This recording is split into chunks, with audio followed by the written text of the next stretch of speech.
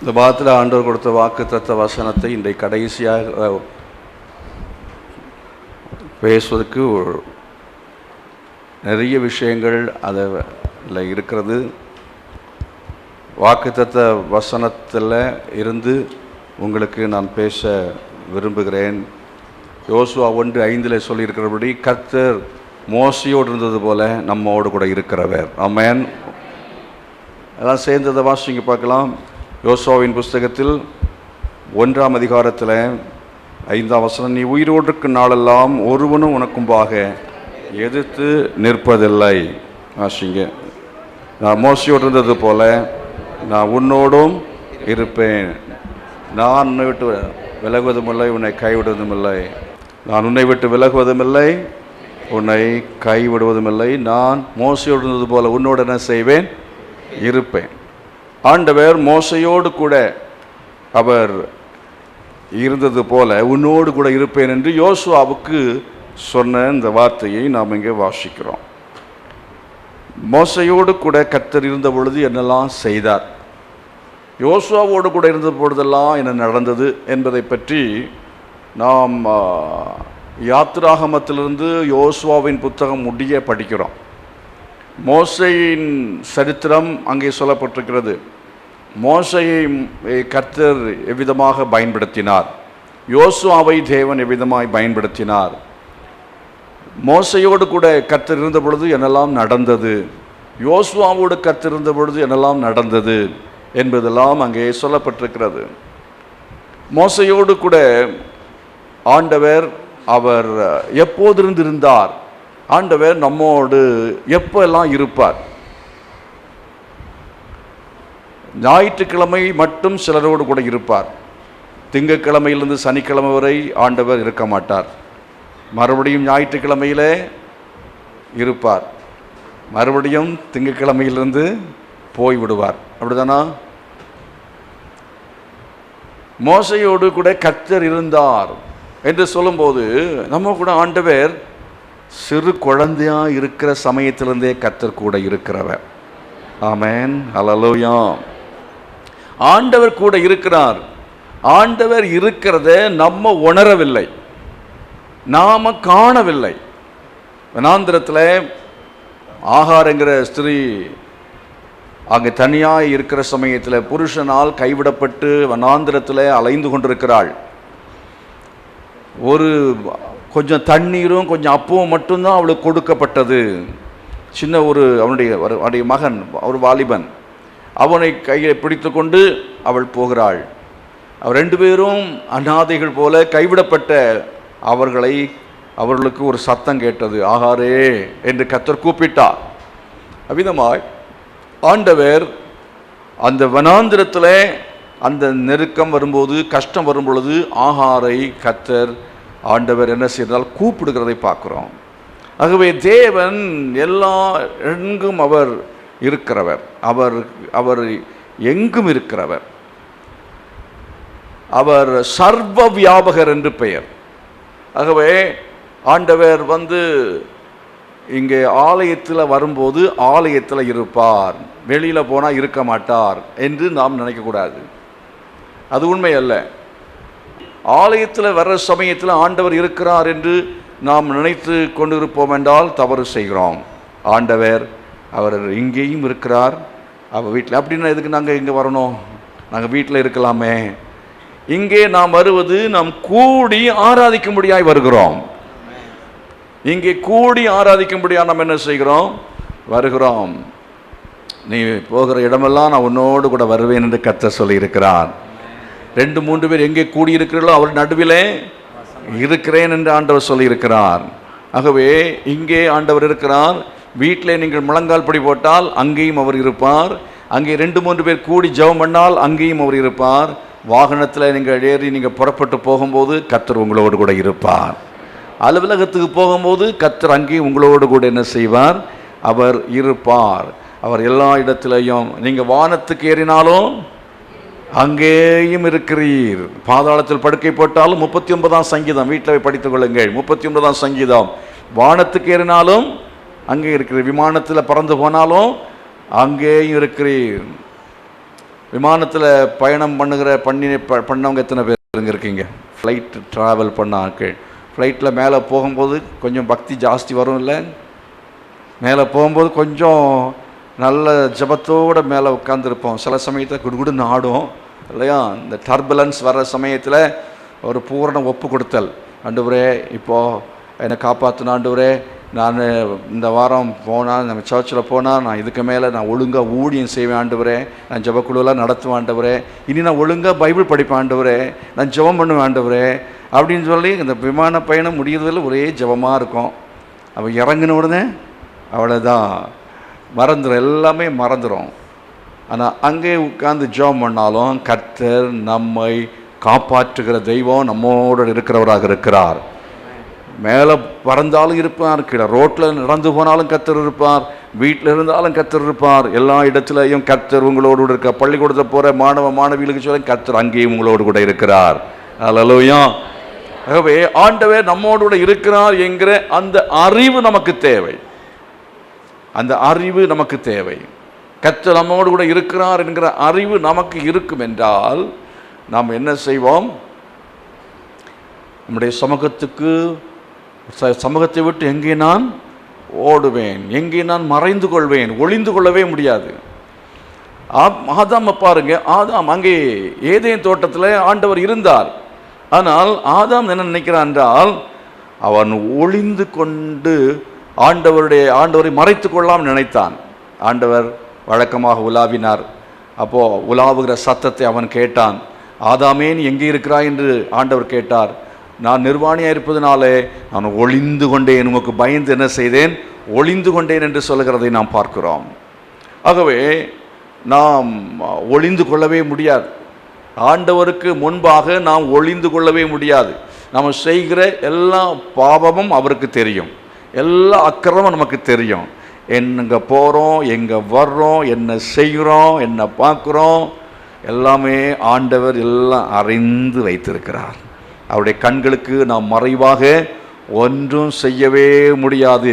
இந்த அறிவு ஒவ்வொரு மனிதனுக்கும் இருக்கும் என்று சொன்னால் அவன் கர்த்தருக்கு பயந்து ஜீவிப்பான். கர்த்தருக்கு நம்ம ஒன்றும் மறைக்கவே முடியாது. ஆலயத்தில் வந்தால் தான் அவர் இருப்பார் நினச்சோன்னா வெளியே போனால் நம்ம தவறு செய்வோம். ஆனால் எங்கேயுமே அவர் நம்மை சூழ்ந்திருக்கிறார் என்று 39ஆம் சங்கீதம் சொல்லுகிறது. என்னை சூழ்ந்திருக்கிறீர் என்று அவன் சொல்லுகிறான். அந்த அறிவு தாவீதுக்கு இருந்தது. ஆனாலும் அவன் பாவம் அவன் செய்தான். அந்த அறிவெல்லாம் இருந்தாலும் சில சமயத்தில் என்ன அந்த அந்த பாவம் மனிதனை என்ன செய்கிற மேற்கொள்ளத்தான் செய்கிறது. ஆனால் கர்த்தர் நம்மை சூழ்ந்திருக்கிறவர். அவர் எல்லாவற்றையும் காண்கிறபடினாலே நாத்தான் தீர்க்கதரிசி அனுப்புகிறார். நாத்தான் தீர்க்கதரிசிக்கு எப்படி தெரியும்? கர்த்தர் சொன்னார். ஆண்டவர் சொன்ன, நீ போய் தாவீது இடத்துல சொல்லு என்று கர்த்தர் அனுப்பினார். அவனுக்கு நாத்தான் தீர்க்கதரிசி அவன் தீர்க்க தரிசனமாய் சொல்லுகிறதை நாம் பார்க்கிறோம். அவனுடைய வீட்டுக்கு பயங்கரமான சாபத்தை, தண்டனையை நாத்தான் மூலமாக தேவன் அறிவித்தார் என்று சொல்லி பார்க்கிறோம். அவை பார்க்கிற ஆண்டவர் அவர் என்ன செய்வார்? விசாரிப்பார், நியாயம் விசாரிப்பார். நாம் மறைந்து கொள்ளவே முடியாது, தப்பிக்கொள்ளவே முடியாது. நாம் அவருக்கு மறைந்து நாம் எங்கேயும் செல்ல முடியாது. கர்த்தர் நம்மை நியாயம் விசாரிக்கிற தேவனாக இருக்கிறார். எத்தனை பேர் அறிந்திருக்கிறீர்கள்? ஒவ்வொரு செயலையும் கர்த்தர் கவனித்து அவர் நியாயம் விசாரி, ஒவ்வொரு அசைவையும் பார்க்கிற கர்த்தர். அப்படின்னு சொன்னால் ரொம்ப மோசமான ஆண்டவரோ எல்லாம் இருந்தாலும் அவர் கிருபையும் இரக்கமும் உள்ளவராக இருக்கிறார். எல்லா அசைவு எல்லாவற்றையும் கர்த்தர் அவர் பார்த்து அவர் என்ன செய்கிறார் என்று சொன்னால், ஆண்டவர் நம்ம மேலே வைத்திருக்கிற கிருபையினாலே இரக்கத்தினாலே நம்ம உயிரோடு வைத்திருக்கிறார். அவர் நம்மை போஷிக்கிறார், நம்முடைய தேவைகளை அவர் சந்தித்து வருகிறார். ஆனாலும் தேவனுடைய ஆவி என்றைக்கும் மனுஷனோடு என்ன செய்வதில்லை? போராடுவதில்லை என்று சொல்லப்பட்டிருக்கிறது. நோவாவுக்கோ கர்த்தருடைய கண்களிலே கிருபை கிடைத்தது என்பதாய் நம்ம பார்க்கிறோம். அப்படினால் நாம் தேவன் கிருபையாக இருக்கிறார் நினைத்து மேலும் மேலும் மேலும் பாவம் செய்து விடக்கூடாது, பாவம் செய்து விடக்கூடாது.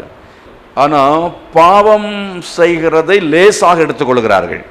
ஆண்டவர் நம்ம அதெல்லாம் கண்டுக்க மாட்டார், அவர் எல்லாம் மன்னிச்சிட்டாரு, ஆகவே அவர் அதெல்லாம் பார்க்க மாட்டார் அப்படி என்று சொல்லுகிற ஒரு கூட்டம் அகில உலகத்திலும் எழும்பிக் கொண்டிருக்கிறது. இதனால தான் சொல்லுகிறோம், அதாவது ஐஎஸ்ஐ முத்திரை போட்டதான பொருட்களை வாங்கிறது போல நல்ல தரமுள்ள சபைகளுக்கு என்ன செய்யணும், போக வேணும். இல்லைன்னா டெய்லி பலவிதமான தவறான உபதேசங்கள் மலிவாக இன்றைக்கு வந்து கொண்டிருக்கிறது. நீங்கள் ஏமாந்து போவீர்கள். மிக ஜாக்கிரதையாக இருக்க வேண்டியது அவசியம். அவை கர்த்தர் பாவம் செய்தவனை தப்ப விடவே மாட்டார்.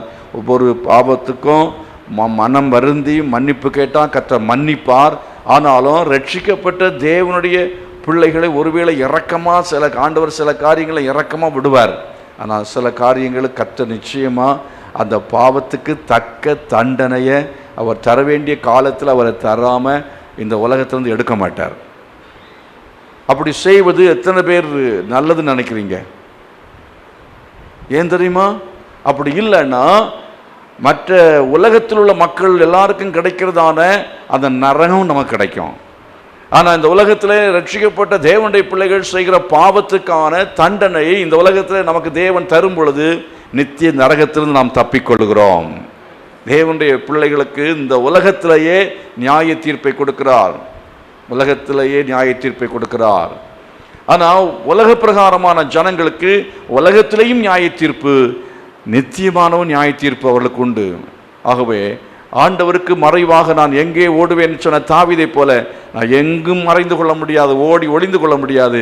ஆண்டவரே, நீர் என்னை காண்கிற தேவன் என்று சொல்ல வேண்டும். கரத்தை வைத்து சொல்லுங்க, நீர் என்னை காண்கிற தேவன்.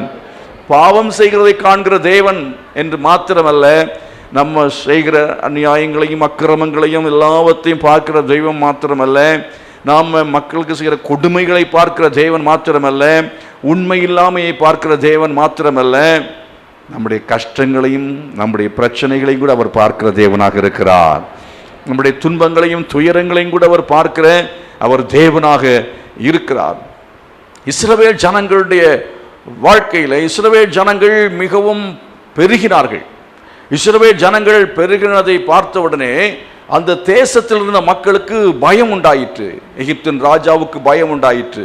இந்த ஜனங்கள் பெருகுகிறார்களே என்று சொல்லி அவன் பயந்து என்ன செய்தான்? ஒரு சூழ்ச்சி அவன் செய்தான். அவன் செய்த சூழ்ச்சி என்னவென்றால், பிறக்கிற ஆண் பிள்ளைகள் எல்லாவற்றையும் நதியிலே போட்டுவிட வேண்டும் என்று சொல்லி ஒரு சூழ்ச்சி செய்தான்.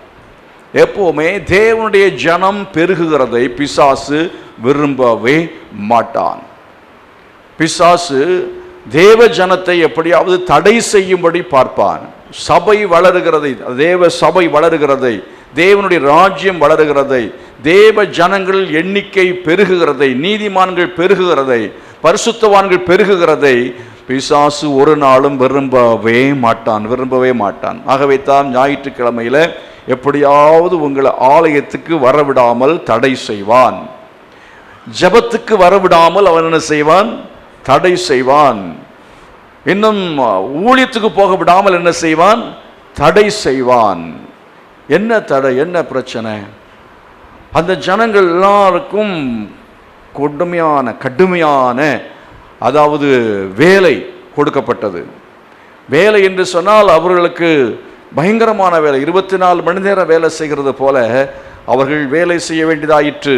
வேலை பழு மிக மிக அதிகமாய் கொடுத்தான். பிசாசு ரொம்ப தந்திரமானவன். நம்ம பெருகாமல் இருப்பதற்கு பிசாசு கொடுக்கிற ஒரு தந்திரமான ஒரு காரியம் தெரியுமா? வேலை பழு. வேலை, அரசாங்க வேலை அவங்களுக்கு கிடைச்சது. எகிப்தின் ராஜா கொடுத்த வேலை. அதே மாதிரி நம்ம பிஸ்னஸ்ஸு, நமக்கு நிறைய பிஸ்னஸ், நமக்கு அதிகமாக தொழில் வாய்ப்புகள், நமக்கு அதிகமான வேலைப்பழு. காலிருந்து சாயங்காலம் வரையிலையும் வீட்டில் ஒரே வேலை. ஜெபம் பண்ணுறதுக்கே நேரம் இல்லை பிரதர். ஒரே வேலை, காலையிலேருந்தே சாயங்காலம் வரையிலையும் வீட்டில் நான் செய்து முடிக்க பார்த்தாலும் வேலை முடிக்க முடியலை அப்படின்னு சொல்கிற சகோதரர் இருக்கிறீங்களா? இருக்கிறீங்க. காலையில சாயங்காலம் வரையிலையும் ராத்திரி 11, 12 வரையிலையும் வேலை. அப்புறம் வந்து படுத்தா போதும், படுக்கிறோம். ஜெபம் பண்ண முடியுமா? பைபிள் படிக்க முடியுமா? ஞாயிற்றுக்கிழமை ஆலயத்துக்கு வர முடியுமா? வளர முடியுமா? வளர முடியாது. ஆவிக்குரிய ஜீவியத்தில் நீங்கள் வளர வேண்டும் என்றால் இதெல்லாத்தையும் மேற்கொள்ள வேண்டியது அவசியம். யாருக்கு தான் அழுத்தம் இல்லை, யாருக்கு தான் வேலை பழு இல்லை, யாருக்கு தான் பிரச்சனை இல்லை, எல்லாருக்கும் இருக்கிறது. அதற்கு மேலே நாம் ஜெபம் பண்ண வேண்டும், அதற்கு மேலே நாம் வேதத்தை வாசிக்க வேண்டும், அதற்கு மேலே நாம் ஆலயத்துக்கு வர வேண்டும், அதற்கு மேலே நாம் ஊழியம் செய்ய வேண்டும். அப்படி செய்கிறவர்கள் என்ன செய்வார்கள்? அவர்கள் வளருவார்கள். அவர்கள் ஆவிக்குரிய ஜீவிதத்தில் என்ன செய்ய முடியும்? வளருவார்கள். அவர்கள் பெருக முடியும். அப்படிப்பட்டவருடைய சபைதான், அப்படிப்பட்ட இருக்கிற சபைதான் என்ன செய்யும்? பெருகும். அந்த ஜனங்கள் எல்லாரும் இவ்வளவு நிலைமையிலையும் அவர்கள் என்ன செய்தார்கள் தெரியுமா? ஆண் பிள்ளைகளை பெற்ற பொழுது அந்த ஆண் பிள்ளைகள் எல்லாவற்றையும் முதலாவதாக கொன்று போடும்படி கட்டளை கொடுத்தான் ராஜா. அதற்கு பிறகு ராஜா சொன்னான், என்ன செய்ய வேண்டும் என்றால் அவளை ஆற்றிலேயே போட்டு விட வேண்டும். என்றால் மருத்துவச்சிகள் எல்லாம் அவங்களை காப்பாற்றி கொண்டிருந்தார்கள். பிள்ளைகள் இருந்தாலும் ஆண் பிள்ளைகள் உயிரோடு விடப்பட்டார்கள். அவனுக்கு என்ன செய்ய வேண்டும் தெரியவில்லை. அப்பொழுது சட்டத்தை பிறப்பித்தான். என்ன செய்ய வேண்டும்? எல்லா ஆண் பிள்ளைகளையும் நதியிலே போட்டு விட வேண்டும் என்று சொல்லப்பட்டது.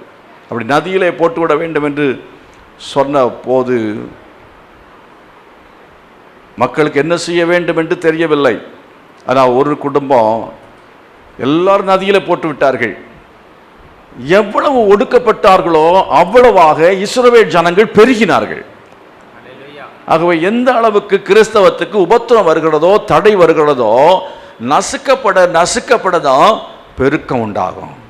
உங்கள் வீட்டில் எத்தனை வீட்டில் மூட்டைப்பூச்சி இருக்கு? ஒருத்தர் வீட்லேயும் மூட்டைப்பூச்சி இல்லையா?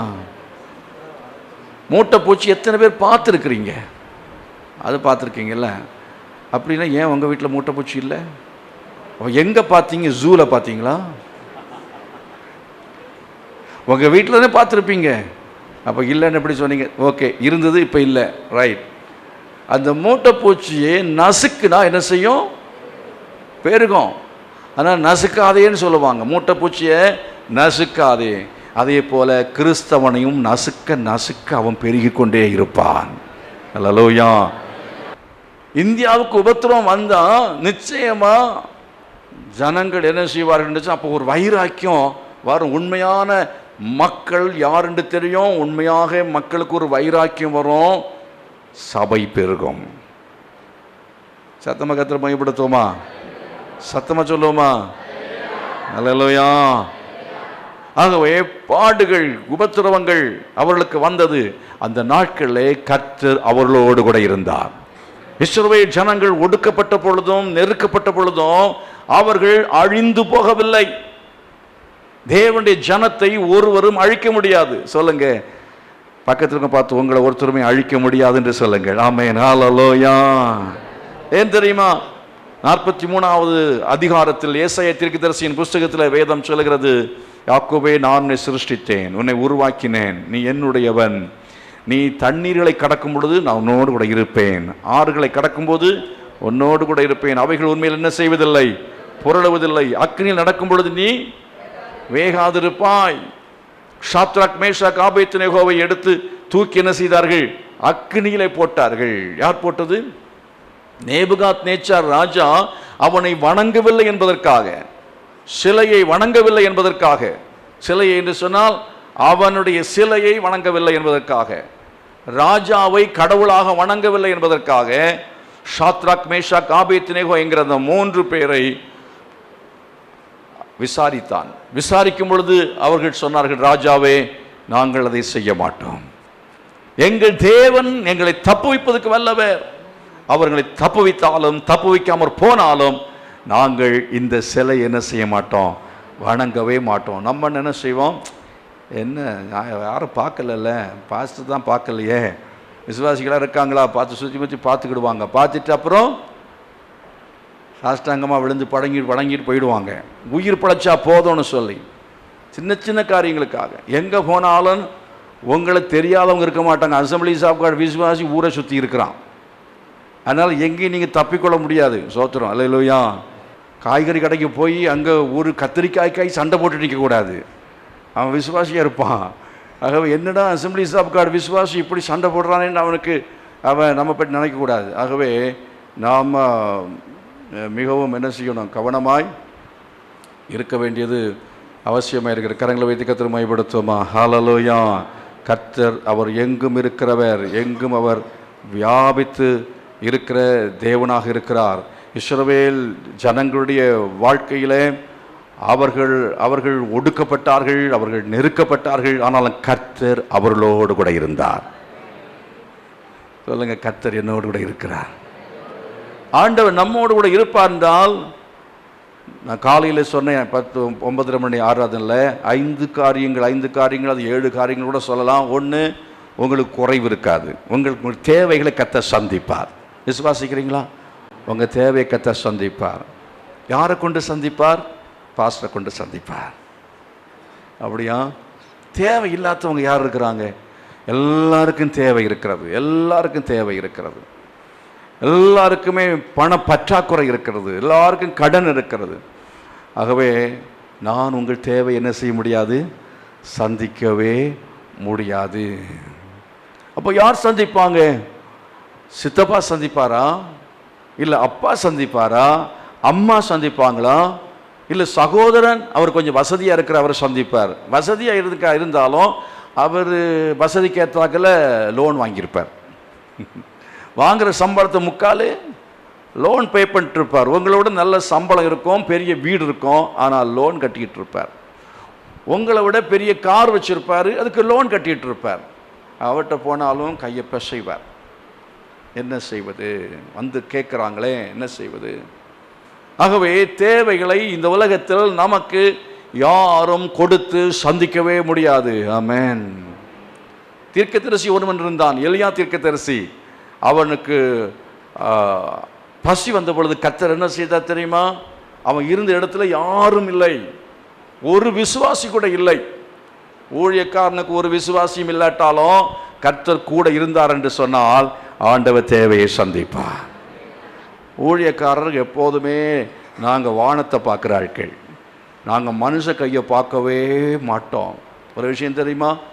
எங்கள் வீட்டுக்கு நீங்கள் பர்சனலாக ஏதாவது கொண்டு வந்தீங்கன்னா நாங்கள் அதை ஏற்றுக்கொள்ள மாட்டோம். பர்சனல்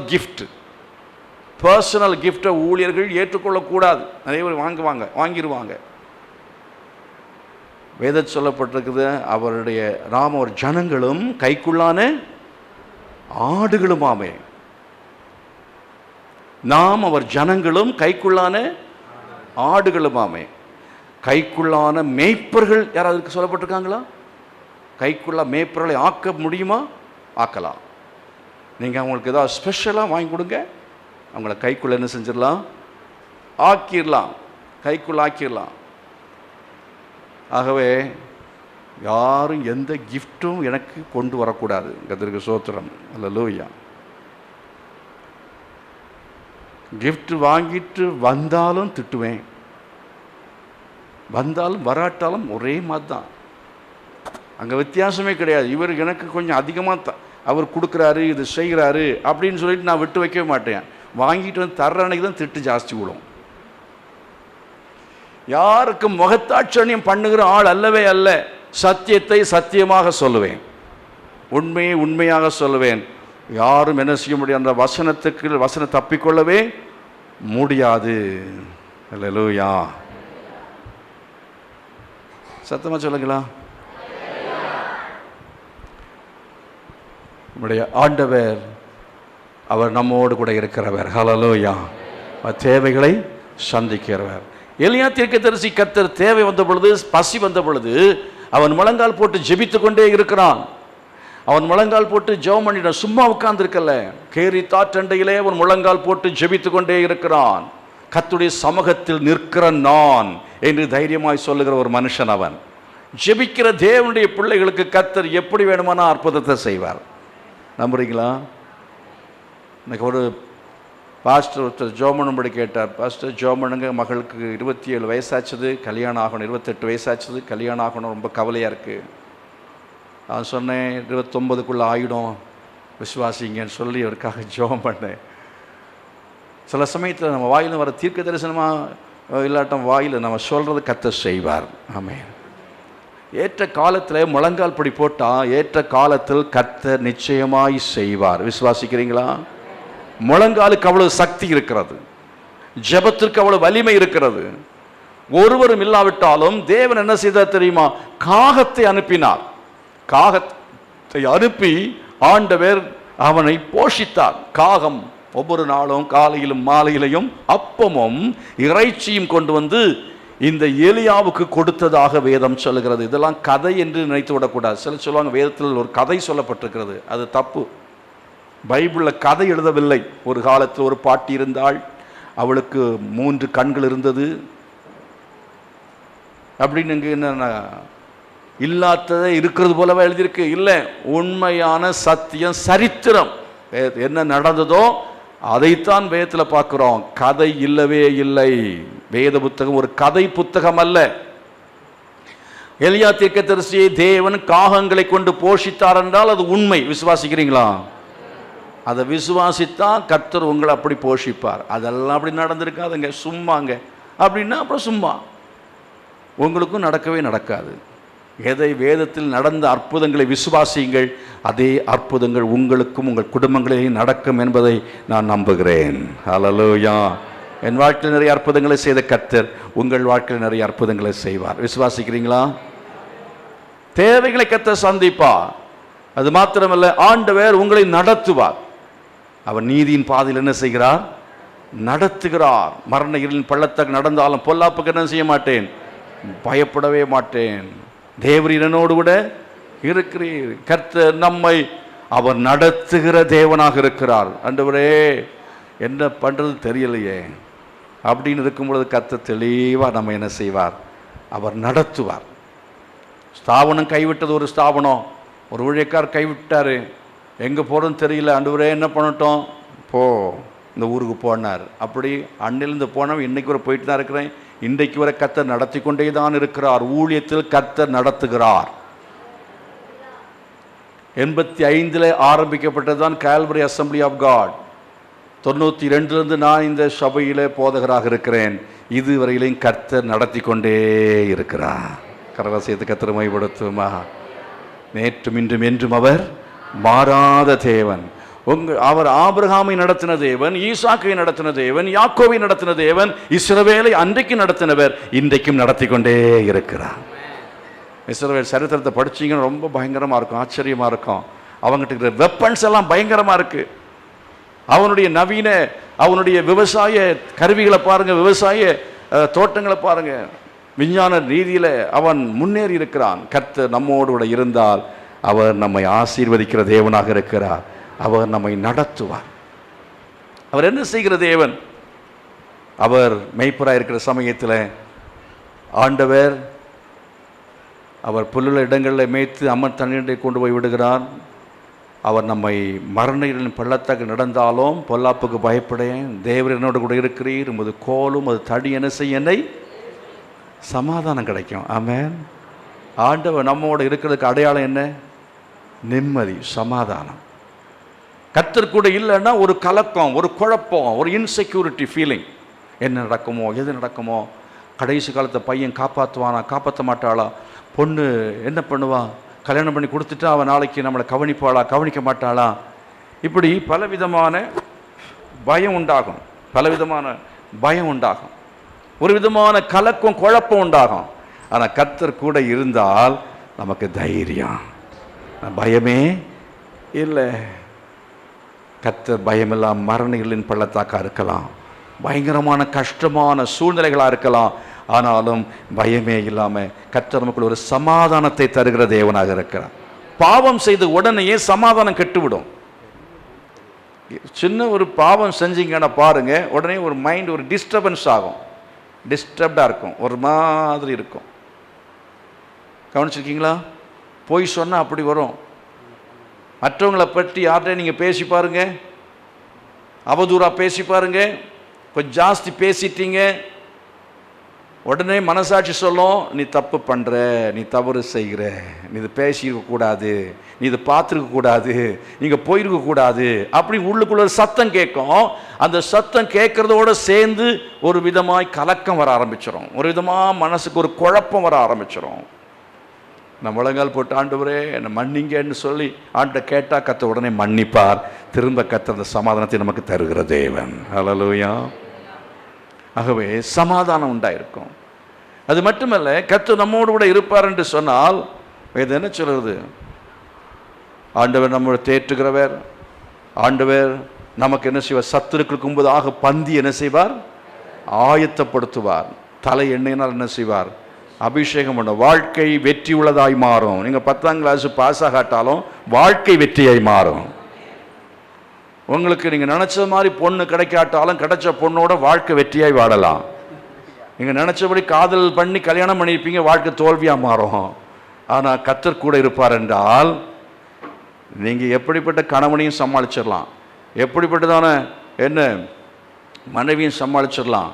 உங்கள் வாழ்க்கையில் எல்லா சூழ்நிலையும் கர்த்தர் உங்களுக்கு வெற்றி சிறக்க பண்ணுகிற தேவனாக இருக்கிறார். கரங்களா செய்து கர்த்தர் மகிமைப்படுத்துமா? வெற்றி வெற்றி வெற்றி வெற்றி ஜெயம். என் கர்த்தர் கூட இருக்கிறார்.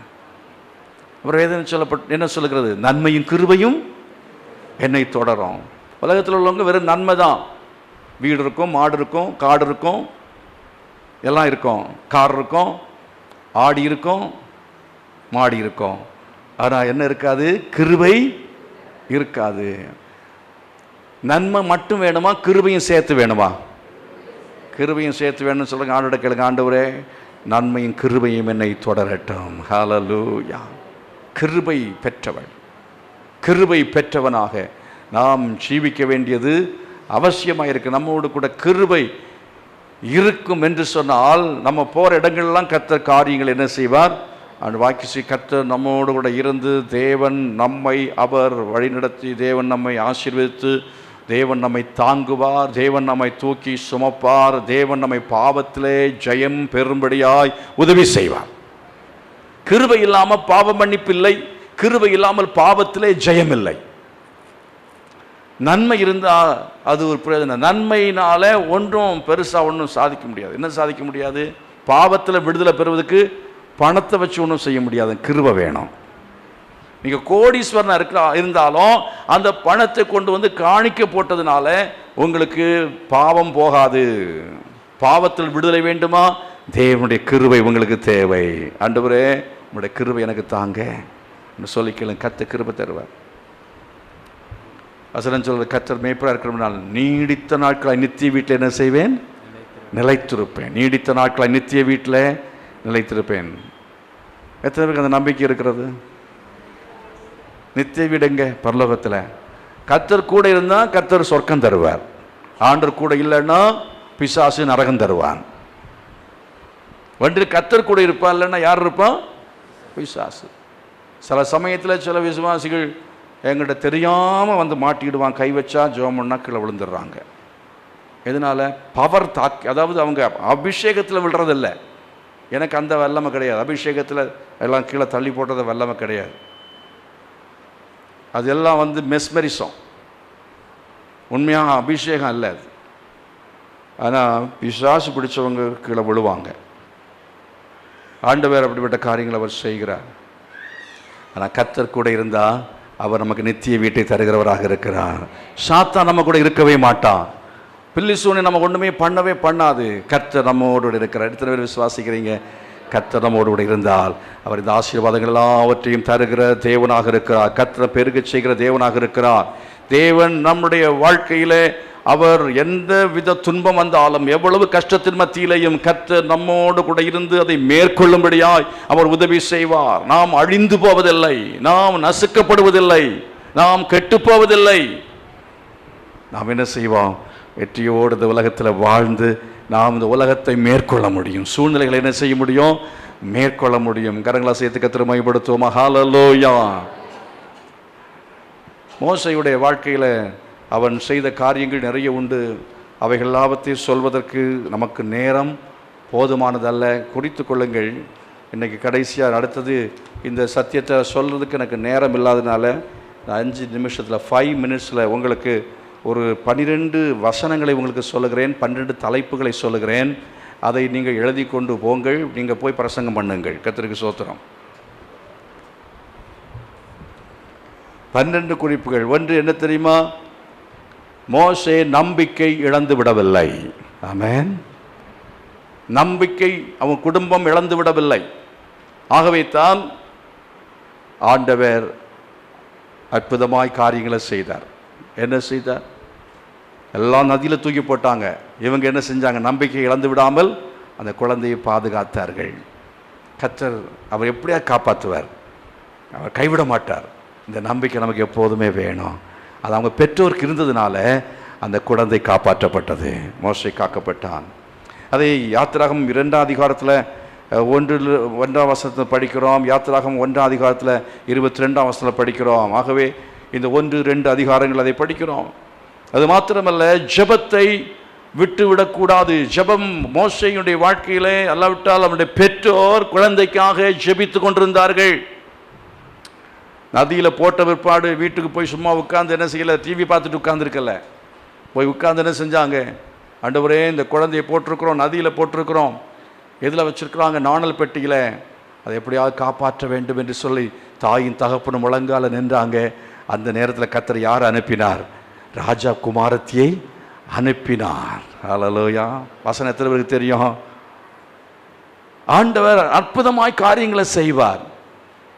மூணாவது, அதாவது 2வது யாத்திராகம் 2ஆம் அதிகாரம் 4ஆம் வசனம், யாத்திராகம் 17ஆம் அதிகாரம் 11 முதல் 12 மற்றும் 15 வசனங்கள். மூன்றாவதாக யாத்திராகமத்தில் 2ஆம் அதிகாரம் 11, 16, 17 வசனங்களில் படிக்கிறோம். பிறர் நலன், பிறர் காரியங்கள். சுயநலமானவன் அல்ல. யார்? மோசே. மோசே சுயநலமானவன் அல்ல. மீதியான் தேசத்துக்கு போன பொழுது அங்கே பெண்கள் தண்ணீர் பிடிக்க வந்தவர்களை அங்கே மற்ற மேய்ப்பர்கள் அவங்களுக்கு இடைஞ்சல் பண்ணாங்க, துரத்தினார்கள் ஆடுகளை. அப்பொழுது இவன் அங்கே போய் அவர்களுக்கு உதவி செய்தான். எகிப்தியன் ஒருவன் இஸ்ரவேலனை அடிக்கிறதை பார்த்தவுடனே அங்கே போய் அவனுடைய சகோதரனுக்கு அவன் உதவி செய்தான். எகிப்தியனை வெட்டி மணலே புதைச்சிட்டான். அந்த அளவுக்கெல்லாம் நம்ம போகக்கூடாது. பிறர் நலன் அக்கறை என்று சொல்லி சட்டத்துக்கு புறமாய் காரியங்களை செய்யக்கூடாது. ஆனால் அவன் சுயநலம் இல்லாதவன், பிறருக்கு உதவி செய்யக்கூடிய மனநிலை உள்ளவன். அது மாத்திரமில்லை, யாத்திராகம் 3ஆம் அதிகாரம் 1ஆம் வசனத்தில் படிக்கிற சமயத்தில் அவன் தம் மாமனாருடைய ஆடுகளை மேய்த்து கொண்டிருந்தான் என்று சொல்லப்பட்டிருக்கிறது. நம்ம என்ன செய்ய வேண்டும் என்று சொன்னால், நமக்கு கொடுக்கப்பட்ட வேலையை உண்மையோடும் பொறுப்போடும் செய்கிற மக்களாக இருக்க வேண்டும். மோசே கொடுக்கப்பட்ட ஊழியத்தை வேலையில் உண்மையோடும் பொறுப்போடும் அவன் செய்கிறவனாக இருந்தான். மாமனாருடைய ஆடு தானே, போயிட்டு அப்படின்னு அவன் இருக்கலை. சில ஏன் நம்ம கூலிக்கு தானே வேலை செய்கிறோம், என் சொந்த வீட்டில் வாடகை இருக்கிறேன், அதனால அடிப்பான், உடைப்பான், வீட்டை நாசம் பண்ணிடுவான், ஒரே வருஷத்தில் காலியும் பண்ண வச்சுருவான். சொந்த வீடு மாதிரி பார்த்தா உங்களை ஒரு நாளும் காலி பண்ண சொல்ல மாட்டாங்க. அது மாதிரி ஊழியம், அசிஸ்டன்ட் பாஸ்டராக இருந்தாலும் சொந்த ஊழியத்தை போல செய்யணும். உங்களுக்கு கொடுக்கப்பட்ட கம்பெனி வேலையில் உங்கள் கம்பெனியில் வேலை செய்கிற மாதிரி என்ன செய்யணும்? வேலை செய்யணும். அது மாத்திரமல்ல, யாத்திராகமத்தின் புஸ்தகத்தில் 3ஆம் அதிகாரம் 2லிருந்து 6 வரை உள்ள வசனங்களை படித்து பாருங்கள். அங்கே பயபக்தியோடு இருந்தான். காலில் இருக்கிற பாதரட்சியை கலட்டி போடுன்னு சொன்னால் பாதரட்சியை கலட்டி போட்டு விட்டு பயபக்தியோடு அங்கே நிற்கிறத பார்க்குறோம். எங்கே? ஆண்டவருக்கு தரிசனமான பொழுது அவன் பயபக்தியோடு கூட நிற்கிறத பார்க்குறோம். பயபக்தியோடு ஆண்டவருடைய சமூகத்தில் நாம் நிற்க வேண்டும், ஆராதிக்க வேண்டும். முழங்கால நின்று ஜெபம் பண்ணணும். உபவாச கூட்டத்துக்கு வந்தால், முழு ஜெபத்துக்கு வந்தால் வாலிப பிள்ளைகள் யாரும் முழங்கால் போட்டதில்லை. இப்போது எல்லாரும் இப்போ உட்காந்து கால் மேலே கால் போட்டு தான் ஜெபம் பண்ணுறாங்க. இப்போது முழங்கால நின்று ஜெபம் பண்ணணும். பயத்தோட கையை வைத்து ஜெபம் பண்ணணும். பயம், பக்தி நமக்கு இருக்க வேண்டியது அவசியம். மோசைக்கு அது இருந்தது. யாத்திராகமம் 4ஆம் அதிகாரத்தில் 13, 14 வசனங்களில் நான் படிக்கிற சமயத்தில் தேவன் சொல்வதை மாத்திரம் கேட்டு கீழ்ப்படிய வேண்டும், இல்லாவிட்டால் கர்த்தருக்கு கோபம் உண்டாகும். ஆண்டவர் என்ன சொல்கிறாரோ அதை கேட்டு கீழ்ப்படியணும். அதுக்கு நம்ம அங்கே ஐடியா ஒன்றும் கொடுக்கக்கூடாது. இல்லை ஆண்டவரே அப்படி இப்படி இல்லை, ஞானஸ்நானம் எடுனா எடுக்கணும், கொடுன்னா கொடுக்கணும். அதுக்கு மேலே நாம் எதுவும் பதில் பேசவே கூடாது. கீழ்ப்படுகிற மக்களாய் இருக்க வேண்டும். அது மாத்திரமல்ல, யாத்திராகம் 4ஆம் அதிகாரம் 10ஆம் வசனத்தை குறித்து கொள்ளுங்கள். விசுவாசம் உள்ளவர்களாக இருக்க வேண்டும். அவருடைய வல்லமையை நாம் சந்தேகிக்க கூடாது. அவன் ஆண்டவர் சொன்ன பொழுது நான் எம்மாத்திரம் என்று சொன்னான். ஆண்டவர் அவனுக்கு ஆரோனை அனுப்பினார். ஆரோன் அவனுக்கு ஒரு பிரச்சனையாய் மாறினான். கோல் மேல் கண் வைத்திருந்தான். ஆண்டவர் நான் போதும் என்று சொல்லுகிற சமயத்தில் கர்த்தாவே நீர் போதும் என்று சொல்ல வேண்டாம். எனக்கு சொந்தம் இல்லாட்டாலும் பரவாயில்ல ஆண்டவரே, எனக்கு எது இல்லாட்டாலும் பரவாயில்ல, நீர் எனக்கு போதும் என்று சொல்லி நாம் கர்த்தர் மேல் விசுவாசம் உள்ள மக்களாக நாம் இருக்க வேண்டியது அவசியமாக இருக்கிறது. அவ்விசுவாசம் உள்ளவர்களாக இருக்க வேண்டும். யாத்திராகமத்தின் புஸ்தகத்தில் 4ஆம் அதிகாரத்தையும் அதே மாதிரி 5ஆம் அதிகாரத்தையும் அதே போல் யாத்திராகம் 14ஆம் அதிகாரத்திலையும் யாத்திராகம் 15ஆம் அதிகாரத்திலையும் யாத்திராகம் 17ஆம் அதிகாரத்திலையும் நாம் பார்க்கிற சமயத்தில் விசுவாசம் உள்ளவர்களாக இருந்த சமயத்தில் கர்த்தர் அவர்களுக்கு அற்புதத்தையும் அடையாளங்களையும் காண்பிக்கிறவராயிருந்தார். பிரச்சனைகள் அதிகமானாலும் தேவனின் வாக்குத்தத்தங்கள் நிறைவேற தாமதமானாலும் விசுவாசத்தில் உறுதியாய் நாம் நிற்க வேண்டியது அவசியம். பெருந்தடைகள் முன் வரலாம், ஆபத்தான சூழ்நிலைகள் நம்முடைய மத்தியில் வரலாம், ஆனாலும் விசுவாசிக்க வேண்டும் என்று சொல்லி மோசேயினுடைய அனுபவத்திலிருந்து நாம் கற்றுக்கொள்ள முடியும். இல்லாமை, தரித்திரம், பசி, பட்டினி வந்தாலும் ஆண்டவரை நாம் விசுவாசித்து உறுதியாய் இருக்க வேண்டும். மனிதர் நமக்கு எதிராக எழும்பலாம், யுத்தம் செய்யலாம், ஆனாலும் நாம் அவரை விசுவாசிக்க வேண்டும். அமலேக்கியவனுக்கு எதிராக வந்த போதிலும் அவன் பயப்படவில்லை, விசுவாசத்தோடு இருந்தான். கர்த்தர் ஜெயத்தை கொடுத்தார். ஆமென். 8வது யாத்திராகம் 18, 21, 22 அப்படி ஊழியருக்கு ஒத்தாசையாக இருக்க வேண்டும். ஊழியருக்கு ஒத்தாசையாக இருக்க வேண்டும். யோசுவாவை பற்றி பார்க்குறோம். அவன் தேவனுடைய கூடாரத்தை விட்டு பிரியாமல் இருந்தான்.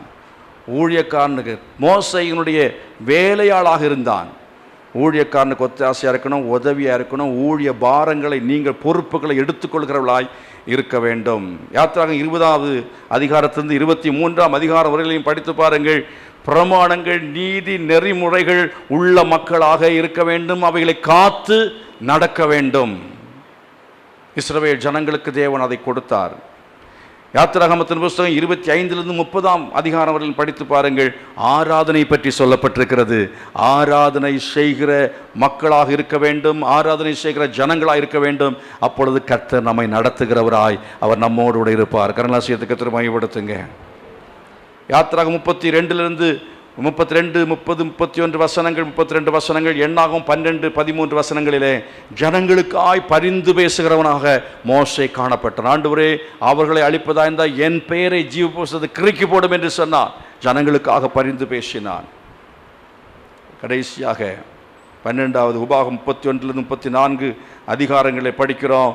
தேவனுடைய வேலையை, ஊழியத்தை, சபையை, பொறுப்புகளை விட்டு பின்வாங்கக்கூடாது, செய்து நாம் நிறைவேற்ற வேண்டும், முடிக்க வேண்டும். கரங்களை கொட்டி கர்த்தரை மகிமைப்படுத்தும். ஹல்லேலூயா. எத்தனை பேர் ஆண்டவர் நம்மோடு இருக்கணும்னு விரும்புகிறீங்க? ஹல்லேலூயா. எல்லா தேவ சொல்லி எழுப்பி நிற்போம். கர்த்தர் நம்மோடு கூட அவர் இருந்தால் நமக்கு முன்பாக ஒருவனும் நிற்கவே முடியாது. சொல்லுங்க, ஆண்டவரே, நீர் எனக்கு மேய்ப்பராக இருக்கிறீர், நான் தாட்சி அடைய மாட்டேன். நீர் என்னை புல்லுள்ள இடங்களிலே மேய்ப்பீர், அமர்ந்த தண்ணீர் கண்டையில் என்னை நீர் கொண்டு போய் விடுவீர், என்னை நீர் தேற்றுவீர், நீர் என்னை நடத்துவீர், நீர் என்னை ஆசீர்வதிப்பீர், எனக்கு நன்மையும் கிருபையும் நீர் தருவீர். அதற்காக ஸ்தோத்திரம் ஆண்டவரே. மோசேயை நடத்தின தேவனே, என்னை நடத்த போறதுக்காக ஸ்தோத்திரம். இஸ்ரவேல் ஜனங்களை நடத்தின தேவனே, என்னை நடத்த போறதுக்காக உமக்கு ஸ்தோத்திரம். யோசுவாவை நடத்தின தேவனே, என்னை நடத்த போறதுக்காக உமக்கு ஸ்தோத்திரம் என்று சொல்லுங்கள். கர்த்தர் உங்களோடு கூட இருக்கிறவர். விசுவாசத்தோடு தேவ சமூகத்தை கரங்களை வைத்து சொல்லுங்க, ஆண்டவரே, நீர் என்னோடு கூட இருக்கிறதுக்காக உமக்கு ஸ்தோத்திரப்பா, என்னோடு இருக்கிறதுக்காக உமக்கு ஸ்தோத்திரம். தகப்பனே, இந்த ராத்திரி வேளையிலேயும் நாங்கள் ஜெபிக்கிறோம் ஐயா. எங்களோடு நீர் இருக்கிறீர் என்பதை நாங்கள் விசுவாசிக்கிறோம். அதை நாங்கள் அறிந்து கொள்ள உதவி செய்யுங்க, அதை உணர்ந்து கொள்ள உதவி செய்யுங்க. நம்முடைய சமூகத்தை விட்டு நாங்கள் எங்கேயும் ஓடிவிட முடியாது, மறைந்து விட முடியாது ஆண்டவர். நம்முடைய சபையை விட்டு நாங்கள் ஓடிவிட முடியாது, உண்மை விட்டு நாங்கள் விலகிவிட முடியாது, மறைந்து விட முடியாது. நீர் எங்களை பிடித்த தெய்வம், நீர் எங்களை அழைத்த தெய்வம், நீர் அழைத்த நோக்கத்தை எங்களை நிறைவேற்றாமல் விடமாட்டீர். இதை உணர்ந்த மக்களாக நாங்கள் உம்முடைய கரத்தில் அடங்கி நடக்கும்படி கிருபை செய்யும். நீர் பட்சிக்கிற அக்கினி போல இருந்தாலும் நீர் எங்களோடு இருக்கிற தேவனாய் இருக்கிறதுக்காக உமக்கு ஸ்தோத்திரம் ஆண்டவரே. ஓ ஹல்லேலூயா. உம்முடைய பிள்ளைகள் மேல கர்த்தாவே நீர் வந்து இறங்கி இருக்கிறதுக்காக ஸ்தோத்திரம். அபிஷேகமாக இறங்கி இருக்கிறதுக்காக ஸ்தோத்திரம். ஆவியானவராய் நீ இறங்கி இருக்கிறதுக்காக ஸ்தோத்திரம். ஓ, அந்த பரிசுத்த ஆவியானவர் உங்கள் மேல் வந்து இப்பொழுது இறங்குகிறார். அந்த அபிஷேகத்தை பெற்றுக்கொள் சகோதரனே, அந்த அபிஷேகத்தை பெற்றுக்கொள் சகோதரியே. கர்த்தர் உங்களை விடுவிக்கிற தேவனாக இருக்கிறார். ஆண்டவர் உங்களை ஆசீர்வதிக்கும்படியாய் விரும்புகிறார். அவர் உங்களோடு இருந்தால் அது உங்களுக்கு வெற்றியை தரும், உங்களுக்கு சமாதானம் தரும், அது உங்களுக்கு நன்மையை கொண்டு வரும், அது உங்களுக்கு கிருபையை உங்களுக்கு தரும். ஹalleluya. தகப்பனே, பாவங்கள் மன்னிக்கப்படட்டும் ஐயா. உமக்கு பிரியமில்லாத காரியங்கள் அகற்றப்படுவதாக. ஒரு தூய்மையான வாழ்க்கை எல்லாருக்கும் உண்டாகும்படியாய் ஜெபிக்கிறோம். நீ விலகி விடாதபடிக்கு பாவங்கள் எல்லாவற்றையும் கர்த்தாவே அறிக்கை செய்து பரிசுத்தமாய் ஜீவிக்கத்தக்கதாக ஒப்பு கொடுத்தவர்களாய் இந்த இடத்தை விட்டு கடந்து செல்ல ஒவ்வொருவருக்கு உதவி செய்ய வேண்டும் என்று கேட்கிறேன். இயேசுவின் நாமத்தில் பிதாவே, ஆமென். கர்த்தர் கொடுத்த வார்த்தைகளுக்கு கரங்களை கொட்டி கர்த்தரை மகிமைப்படுத்துவோம். ஹalleluya.